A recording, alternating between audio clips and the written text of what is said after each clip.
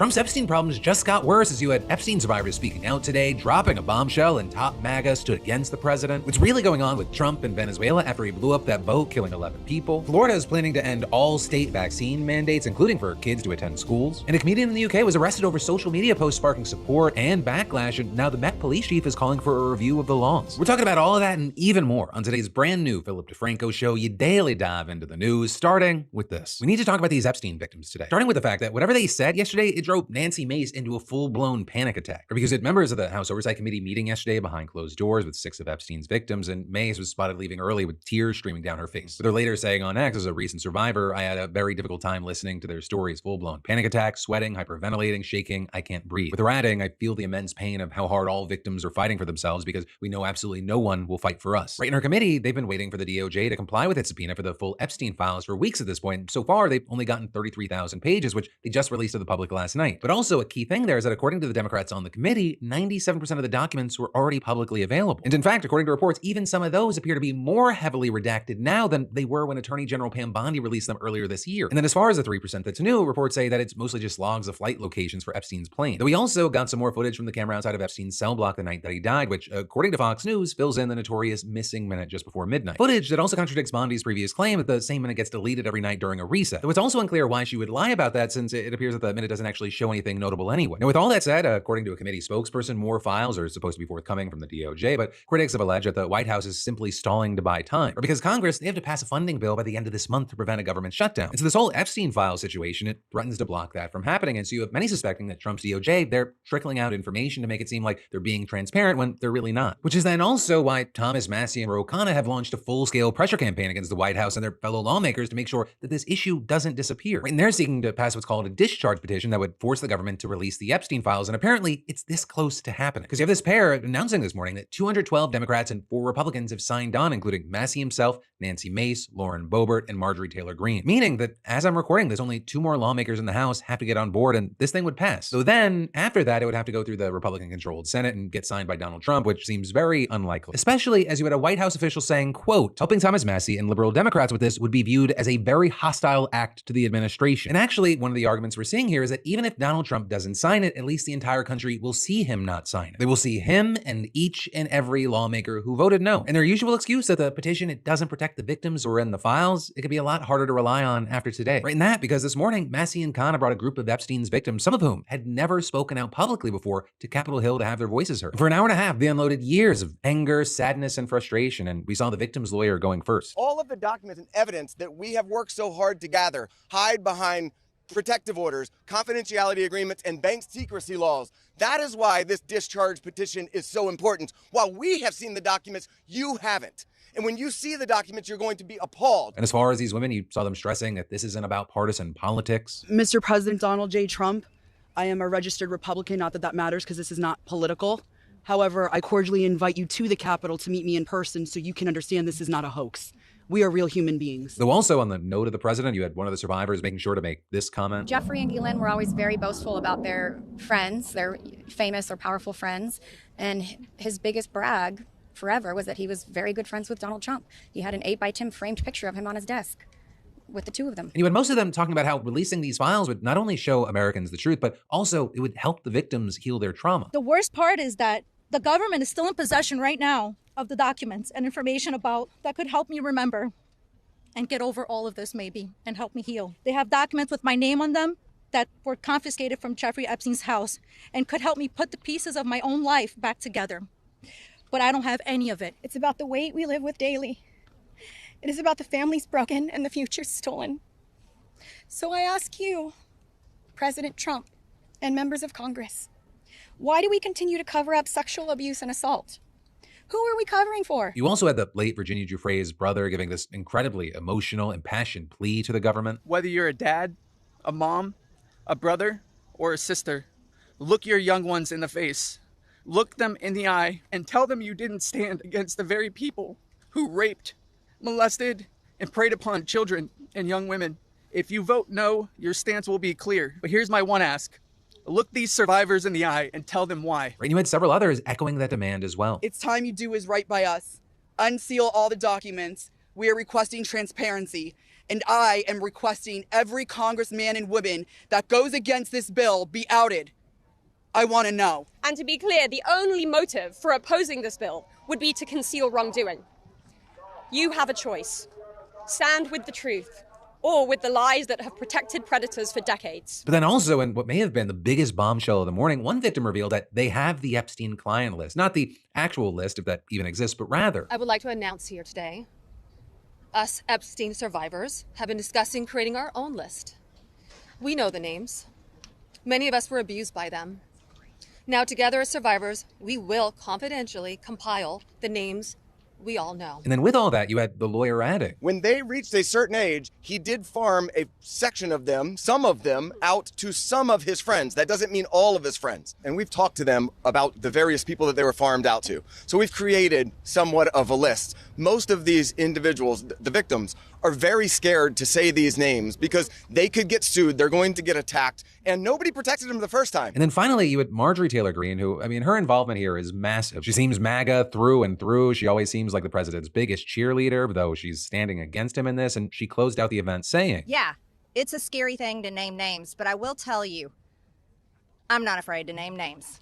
And so if they want to give me a list, I will walk in that Capitol on the House floor and I'll say every damn name that abuse these women. But, we'll have to see if that pressure's enough to make any Republicans buckle, because remember, they only need 2 more to sign the petition. And today you had Representative Victoria Spartz, who attended the conference, telling reporters she's still deciding whether to do it or not. Right, and this also is House Speaker Mike Johnson, who said he's too busy to even attend this morning's conference, reiterating his opposition to the petition, saying it does not adequately protect victims. And because we have so much compassion for the victims, those who spoke today, and the estimated maybe as many as 1,000 victims total, we have to be very diligent about protecting their identities. And according to The Hill, he gathered GOP leadership in the basement of the Capitol for a closed-door meeting today and implored them not to sign the petition. And then, separate from that, you had Donald Trump being asked for his reaction to everything that's happened, and he said this. So this is a Democrat hoax that never ends. You know, it reminds me a little of the Kennedy situation. We gave him everything over and over again, more and more and more, and nobody's ever satisfied. I understand that we were subpoenaed to give files, and I understand we've given thousands of pages of files. And I know that no matter what you do, it's going to keep going.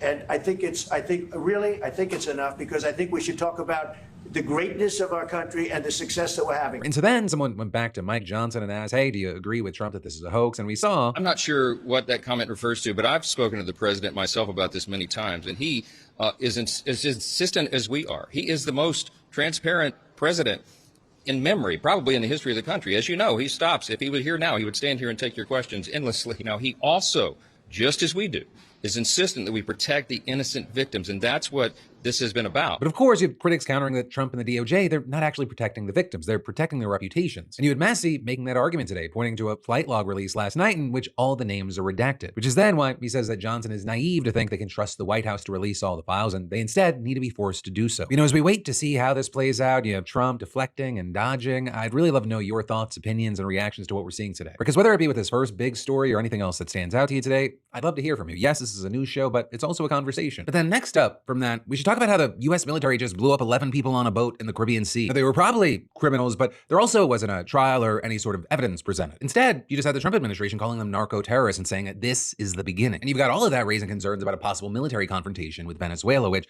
let me explain. Right, so we actually first learned about the attack during Trump's address at the White House yesterday, where he was announcing Space Command HQ in Alabama. Also was kind of a little bit of a proof of life, but he said, when you come out and when you leave the room, you'll see that we just, over the last few minutes, literally shot out a boat, a drug-carrying boat, a lot of drugs in that boat. And then you quickly had Secretary of State Marco Rubio giving some additional information on a post on X, writing, as POTUS just announced moments ago, today the U.S. military conducted a lethal strike in the southern Caribbean against a drug vessel which had departed from Venezuela and was being operated by a designated narco-terrorist organization. With then Trump posting a video on Truth Social that appeared to show the strike, then alleging that those targeted had been positively identified Tren de Aragua narco-terrorists, and adding, the strike occurred while the terrorists were at sea in international waters transporting illegal narcotics heading to the United States. The strike resulted in 11 terrorists killed in action. Right, and all of this very notable for a number of reasons, including that this is a massive shift away from how the US would normally deal with it. Because in the past, American authorities have focused on seizing the drugs, identifying suspects, building a criminal case, and not just blowing them out of the water. And at least according to Trump, there's more where that came from. And while a senior official also told the New York Times there would be additional attacks against cartel boats in the future, notably, the White House still hasn't explained how the military determined that those aboard the first boat were actually cartel members. Plus, you're seeing defense officials declining to address almost any questions about what went down, including 1, the amount of drugs on board, 2, whether they tried to stop the boat first, communicate with it in any way, or otherwise give them a chance to surrender before striking with deadly force, and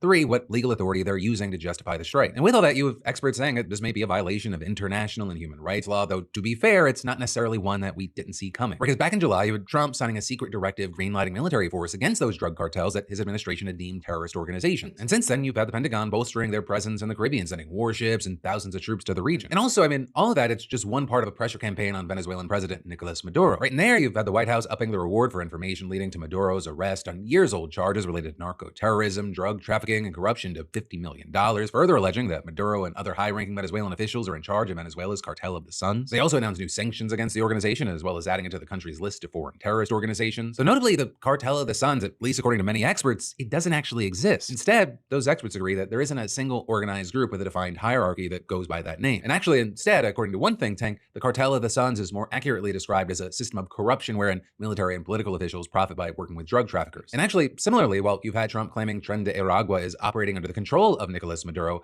that's a claim that's been directly contradicted by a declassified U.S. intelligence assessment, which said that Maduro's government, quote, probably does not have a policy of cooperating with TDA and is not directing TDA movement to and operations in the United States. Instead, according to the report, the Venezuelan regime, while sometimes tolerating the gang's activities, largely views it as a potential security threat. But with all that said, and this is a very key thing, that does not mean that military personnel, government officials, or even Maduro himself are not involved in or benefiting from drug trafficking. But it's at the very least just one reason that you have some believing this is about more than just drugs. With actually another reason connected to that being that Venezuela isn't even the biggest source of drugs coming into the US. In fact, while the Trump administration's allegations against Maduro have focused on cocaine, according to the DEA's own annual report, 84% of the cocaine seized in the US, it actually comes from Colombia, mostly being trafficked through Ecuador, Central America, and Mexico. And so then with all that, you have Maduro accusing the Trump administration of pushing for regime change, saying this week that Trump needs to take care because Marco Rubio wants to stain his hands with blood, and adding, they want to lead you into a bloodbath with a massacre against the people of Venezuela. And regarding Rubio, he's long been one of the most vocal critics of Maduro. He's become the architect of Trump's policy toward Venezuela, and in 2018, during Trump's first term, he actually said that there was a strong argument to be made for the use of military in the country. And it appears that he has not changed his view there, with him recently being asked about whether Trump would carry out operations on Venezuelan soil, and he responded, we're going to take on drug cartels wherever they are and wherever they're operating against the interests of the United States. That said, you also have many experts skeptical that the U.S. is actually planning a military intervention. For example, a senior fellow at the Atlantic Council telling The Guardian, this is not a deployment focused on regime change. This may be an attempt to signal to disaffected elements of the military in Venezuela that now is the time to rise up against Maduro. But we've seen that approach be tried and fail repeatedly over the last 25 years. But ultimately, for now, we're gonna have to wait to see what happens here, and maybe even more importantly, how it goes down. But then, really quick, in a 1-minute break that keeps the show free for you, let me ask you an honest question. How many brilliant ideas do you feel like are just rotting away in your notes app right now? Because somewhere in that dusty graveyard of someday ideas lies your side hustle. And so why not? I want you to make today the day that you commit to taking that opportunity or that passion project to the next level. And I kid you not, the DeFranco Book Club, it went from someday to launched in under an hour with today's sponsor, Squarespace. Because Squarespace, they make it easy to build a site where maybe you're just showcasing things, creating things, or you can start selling content, courses, physical, or even digital products, whatever you have in mind. Or you want to charge a one-time fee, offer a subscription, both done and done. They've got beautiful templates that look like you hired a designer, and their Fluid Engine editor, it lets you drag, drop, customize, and all no coding, no stress, no excuses. And we use it for a lot. My team uses Squarespace for our Daily Dip newsletter. Tens of thousands of you get your Daily Dip fix in your inbox every weekday. News, polls, giveaways, PDS show notes, all run through Squarespace. And like clockwork, a Daily Dip issue went out today, and your project vision could be next. So hey, take the first step today with a free trial at squarespace.com/Phil. Just scan that QR code.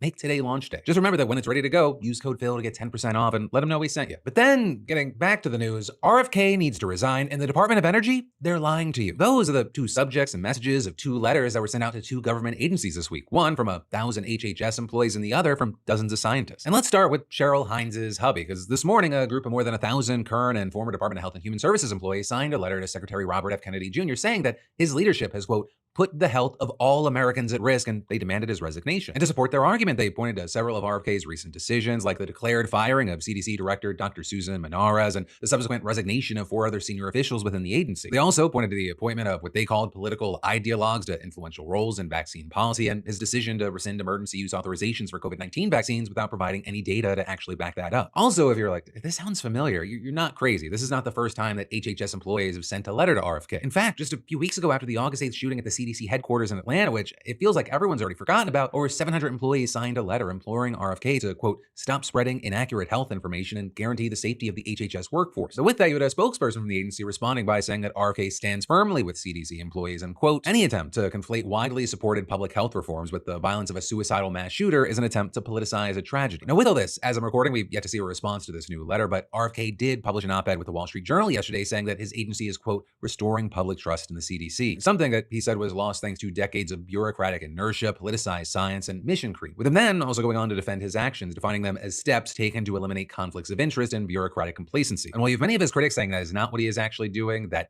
tons of people are in more danger and could die in the future. On the topic of politicized science, we should talk about the Department of Energy's recent report on climate change, and more specifically, the rebuttal against it by dozens of scientists. And so first, I'll say back in July, the DOE published a report titled A Critical Review of Impacts of Greenhouse Gas Emissions on the U.S. Climate. And their key findings were that the carbon dioxide-induced warming, quote, appears to be less damaging economically than commonly believed, and that our efforts to mitigate CO2 emissions could be more harmful than helpful. And then it also said that any U.S. policy actions on climate change are expected to have, quote, undetectably small direct impacts on the global climate, and any effects will emerge only with long delays. Now, with all this, some key pieces of information to know is that there were 5 researchers handpicked to prepare this report by Energy Secretary Chris Wright, and all 5 of them have reportedly historically questioned the scientific consensus that climate change is a considerable threat. And even occasionally, reports say they frame global warming as a good thing. And so that is the baseline that we're working with here. And while the DOE had a 30-day open comment period on this report that closed yesterday, right before it closed, a group of more than 85 scientists submitted a scathing rebuttal of the report, saying, among other things, the DOE's analysis is riddled with errors, misrepresentations, and cherry-picked data to further Team Trump's political agenda. And I mean, what they gave us is a chapter-by-chapter criticism of the DOE's report, effectively serving as a peer review, resulting in a 439-page document. I mean, it's nearly 3 times the size of the original report. And so while obviously I'm not going to cover every single thing in all 400 pages, here are some of the highlights. The DOE report suggests that carbon dioxide is a greenhouse gas that helps plants grow, and therefore more gas would improve agricultural yields. But the rebuttal says that the authors of the DOE report sidestep the negative impacts of global warming on plant life, like extreme heat, droughts,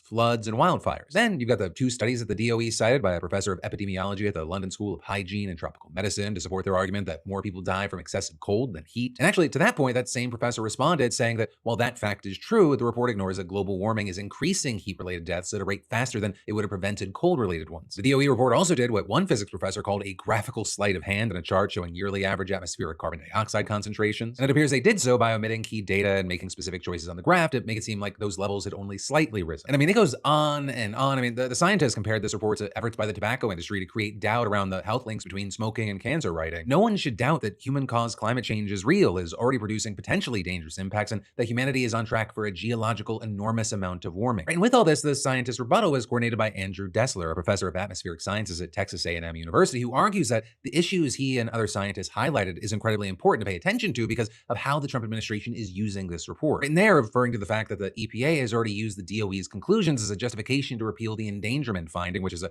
2009 scientific declaration that climate change poses a danger to human health and welfare. And that finding, it serves as the basis for regulations on carbon dioxide and other greenhouse gas emissions, with Dessler adding, their goal was to muddy the waters, to put out a plausible sounding argument that people can use in the public debate to make it sound like we don't know whether climate change is bad or not. And with all that said, as far as the Department of Energy, they've responded to the scientist rebuttal with a spokesperson telling NPR that the report was reviewed internally by DOE scientific researchers and policy experts from the Office of Science and National Labs, which is also kind of a sticking point here because that's the excuse that one of the report's authors gave when asked about why they didn't get this report traditionally peer-reviewed. And you also had the department adding that the purpose of this report is to restore an open and transparent dialogue around climate scientists, and saying, following the public comment period, we look forward to reviewing and engaging on substantive comments. And notably, back when the report was initially published, you had Energy Secretary Chris Wright throwing a support behind it wholly and saying at the time, I've reviewed the report carefully and I believe it faithfully represents the state of climate science today. And adding, still, many readers may be surprised by its conclusions, which differ in important ways from the mainstream narrative, and saying that's a sign of how far the public conversation has drifted from the science itself. And actually, since then, he's accused the report's critics of avoiding an in-depth conversation about the science surrounding global warming. But then, next up in the news, we gotta talk about this guy who was just arrested over his tweets. Right, and the situation has divided people because you have some arguing that the arrest here is justified because his tweets were an incitement to violence against trans people, but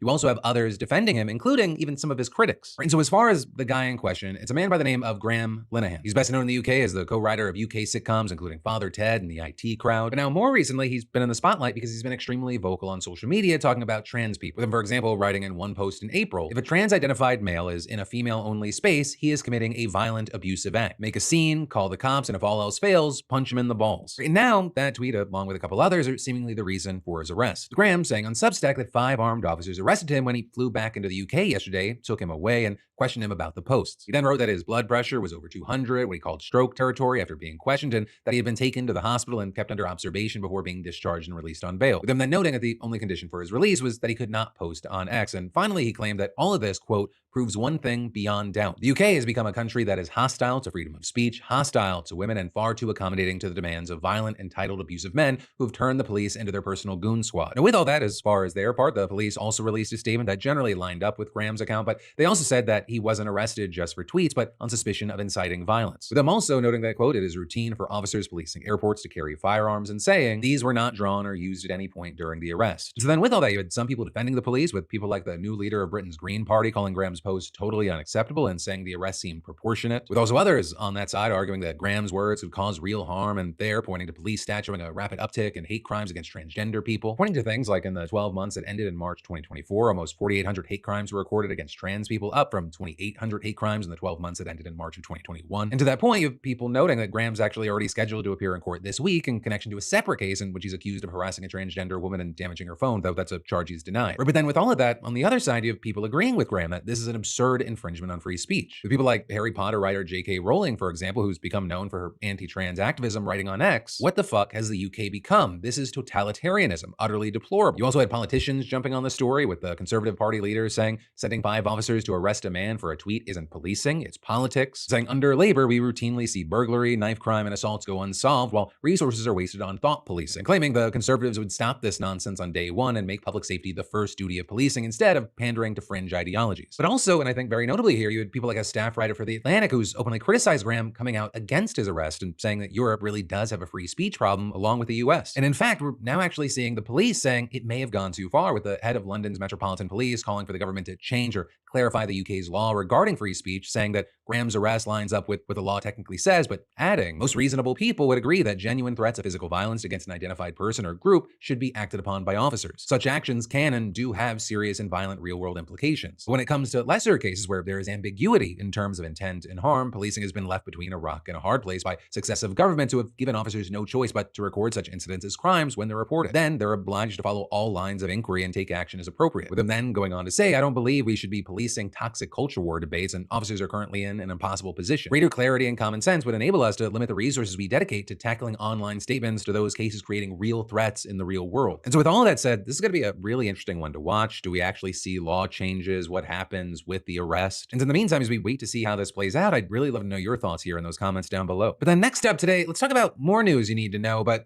kind of go rapid fire. Florida is now working hard to make the state a safer place by making it a breeding ground for diseases that have long been under control, with Florida Surgeon General Joseph Ladapo announcing today that the state was moving to ban all vaccine mandates. It's not just COVID, all of them. Every last one of them is wrong and drips with disdain and slavery, okay?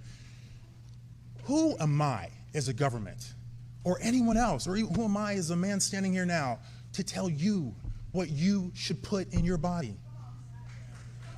Who am I to tell you what your child should put in your body? I don't have that right. Your body is a gift from God. What you put into your body